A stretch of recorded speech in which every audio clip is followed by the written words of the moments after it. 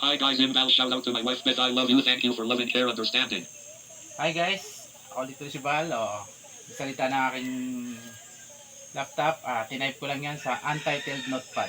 Oh, binasa siya ng NVDA ko sa pamagitan ng arrow down. Shout out ko ulit aking sawas, Beth, sa pagmamahal, pag-aalaga at pag-iintindi sa akin.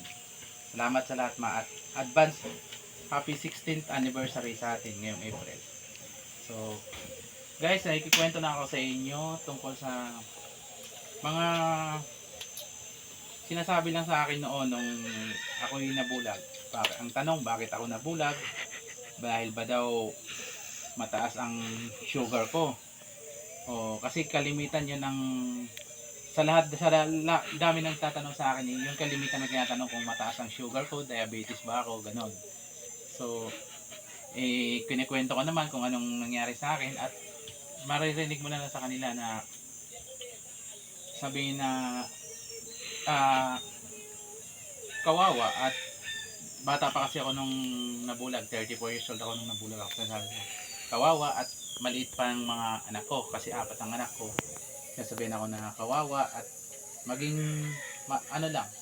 maging malakas lang sa pagharap sa hamon. Sa ano ko naman kasi, inaano ko yung mga sinasabi sa akin, hindi ko tinitig na negative kundi inaano ko sa kanila na kaya ko, na malalagpasan ko lahat ng hamon na kakaharapin ko at basta kasama ko Panginoon at ang aking pamilya at ang aking asawa. Sa ngayon guys, ito naman na nagpupumilit, nagsusumikap na makasunod sa hamon ng buhay, makaharap. So ngayon, paano ako nakapag-post sa aking TikTok, Facebook, ang aking taga-video ay ang aking anak na babae, si Jasmine. Shout out Jaja. At sa pagpo-post ng aking siya rin ang aking pinapagawa. So, para lisasin lang guys, para ganun. Pero ko na rin naman siya sa pag na-navigate sa cellphone dahil may talkback naman na application. So sa mga susunod na araw pag nakapag-live na ako sa TikTok guys doon, malalama niyo na pwede na akong sagot sa inyong mga live question. Q&A tayo doon. So ngayon nagpapasalamat ako at may pamilya akong tumutulong sa akin, sa mga kapatid ko, sa pamilya ko, sa lahat ng sa amin tumutulong. Di ko man kayo lahat mapangalanan. Shout out sa inyong lahat at maraming salamat. Sa mga bagong kakilala, papasalamat ako. Minsan kasi sasabihan din ako na, uy, nakakita ka na yata kasi siya nagsisibak ako ng kahoy, nakikita nila naglalaba. Ang pagsisibak ng kahoy guys, mahirap lalo na pag wala kang paningin. So bago ko naman gawin yun guys, iniisip ko muna ng maraming beses kung paanong paggagawin ko pagsibak. Pinag-isipan ko maigi kasi nung ako'y nakakita pa, nagsisibak na ako. Pero syempre nung nabulag na, wala ka ng paningin, mahirap patamaan yung kahoy. Concentration, yung tamang focus lang, kahit di mo nakikita. So ganun ginagawa ko. Kaya minsan pagsasabihan ako, nakakita ka na ata. Kasi ganyan, ginagawa mo ng mga gawain ng nakakita. So hindi ko naman yun inaano sa kanila na inaano ako, inaasar o inainsulto ko.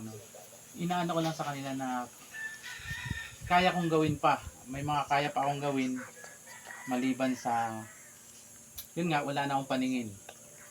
So laban lang tayo sa ating buhay at kahit ano man sabihin ng mga taong kakilala mo man o hindi makakita sa iyo, masalamat na sa kanila ng yung mo silang makaramdam sila ng awa para sa iyo, pero huwag mong gawin sa sarili mo na maaawa ka. Huwag mong kaawaan yung sarili mo, bagkus ay paglabanan mo lahat ng kahirapan na iniisip. Kasi ang hirap kasi guys, nasa isip lang yan. Kung sinasabi mo sa isip mo na mahirap yan, hindi ko kaya yan, hanggang doon ka na lang.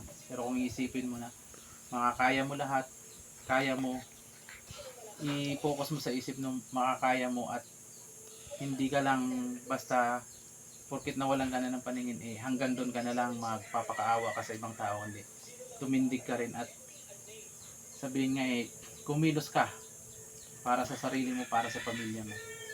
Okay na yung okay na sa akin yung ma-appreciate mo na yung may maawa sa iyo. Kasi ganun nga talaga naman. Kung mawalan ka ng paningin, hindi kayo magkaroon ng disability. Unang-una talagang manoy maramdaman ng mga tao ang awa. Pero salamat, at isa rin yun sa magpapalakas sa iyo kasi may mga tao nakakapagparamdam ng kanilang awa sa iyo. So maraming salamat guys, at huwag niyong kalimutang i-like at i-follow ang aking mga videos.